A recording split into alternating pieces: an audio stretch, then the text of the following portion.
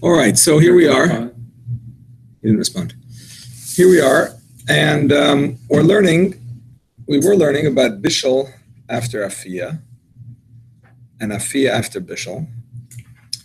And there were a few points that I wanted to cover, which I did not cover last time. Sounds are coming. Excellent. So we need one more. Excellent.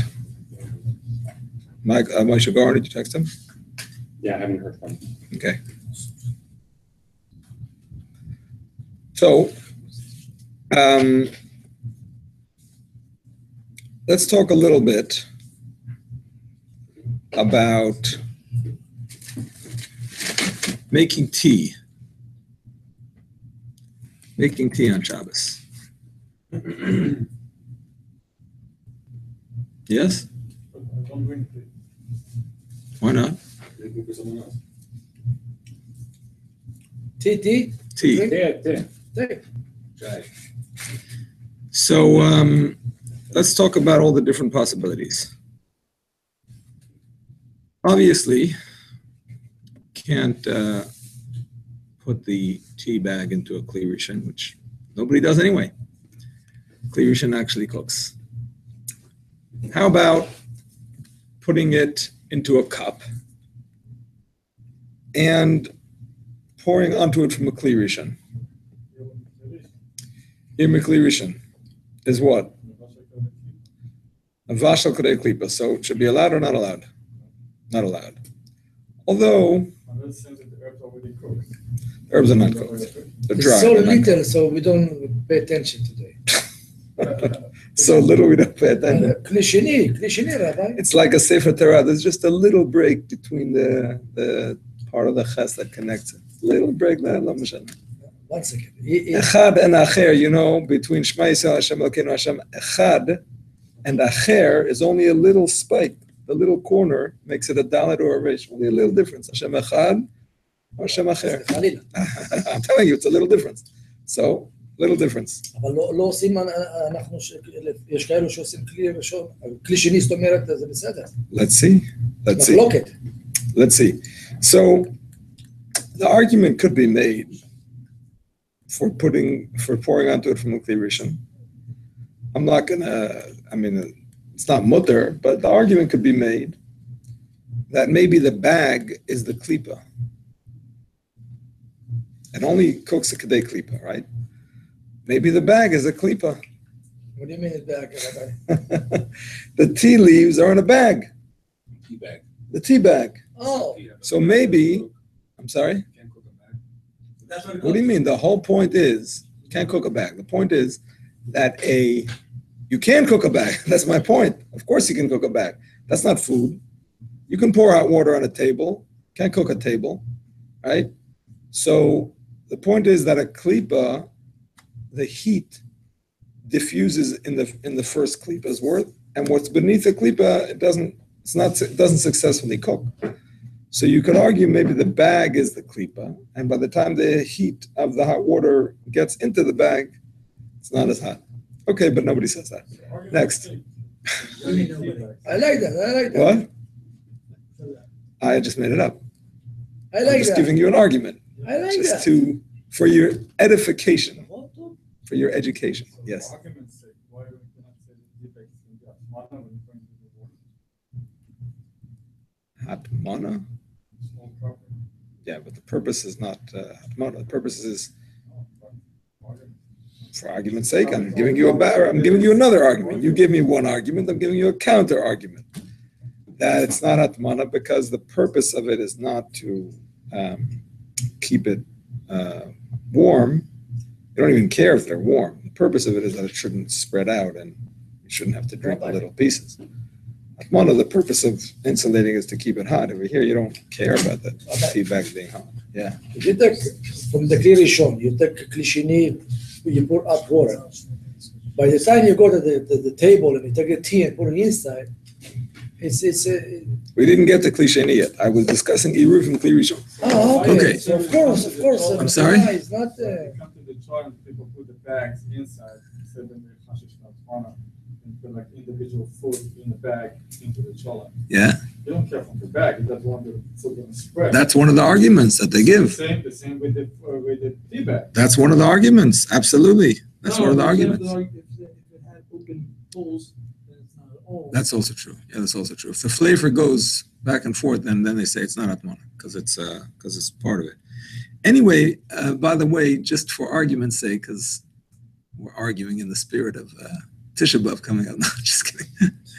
But for argument's sake, the poskim say that hatmana is only hatmana if you put it there for the sake of hatmana. If you do it for the sake of cooking, I mean, here maybe it's cooking, maybe it's not. Hopefully, it's not. But the hatmana comes like a together with it at the same time. It's not awesome. And this is a very practical thing, by the way. In that case, where you have, let's say, a sakit, a little bag that you want to put into the chan, and you don't want it to mix, and the flavors are not mixing, the poskim say if you put it there raw, then it's not then it's okay, because you put it there for cooking. The hatmana comes afterwards. You understand?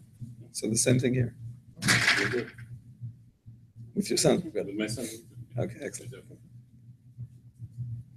Excellent. Okay, so the point is a cliche. Can you put the water from the urn into a cup, which is of course a cliche, and then put the tea bag into the cup?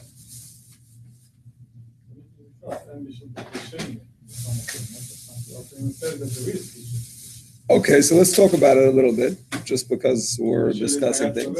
What was the situation? The cup had. No, just empty cup. You put water in it from the kli rishon. The cup is now a kli sheni, and you want to put the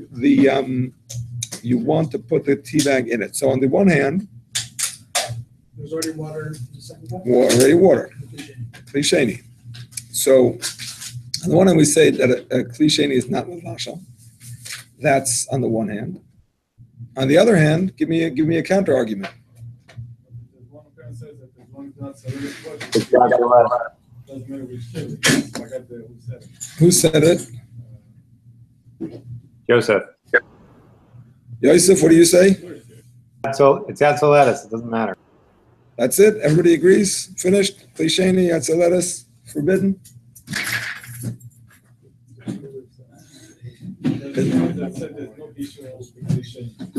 There is an opinion, yes. One of the answers of Tosa says that, yes. Well, the tea leaves are dry, so you're not really cooking them, I thought. Whoa. The tea leaves are dry, so you're not cooking them? I didn't say that. Something like that.